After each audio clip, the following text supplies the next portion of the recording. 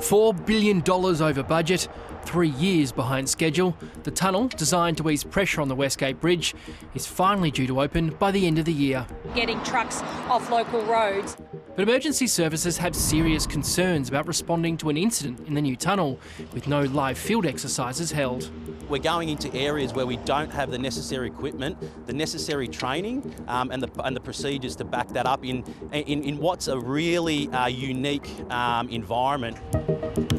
By comparison, the Metro Tunnel, also due to open in December, has conducted multiple field exercises, complete with volunteers and actors, to see how systems work. Field drills were booked last week for early December, a week before it's due to open, and weeks after a public fun run through the tunnel.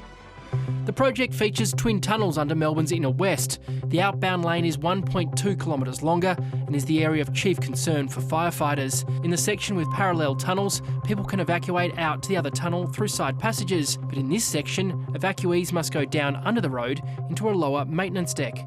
Transurban are proposing to put the public into an area that houses 22,000 high voltage apparatus, has no suppression systems, they have no ability of monitoring the atmosphere in there. Westgate is a different design of tunnel to anything we've ever had in Australia before. It's a different approach to operational safety and delivery of transport solutions. Fantastic design, but it is different. Firefighters have been raising concerns about the design and lack of training for 12 months. We're doing a lot of work at the moment to make sure what we do is safe. International tunnel expert Arnold Dix wrote a report for the inquest into the deadly 2007 Burnley tunnel fire. The response was well handled, in part because of previous live drills.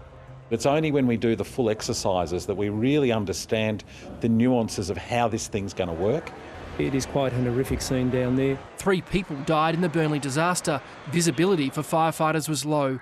The worry now is that breathing apparatus for firefighters only lasts 30 minutes. What I can assure Victorians of is that the processes and the sign-offs that we go through, the testing, the design of the equipment is first class.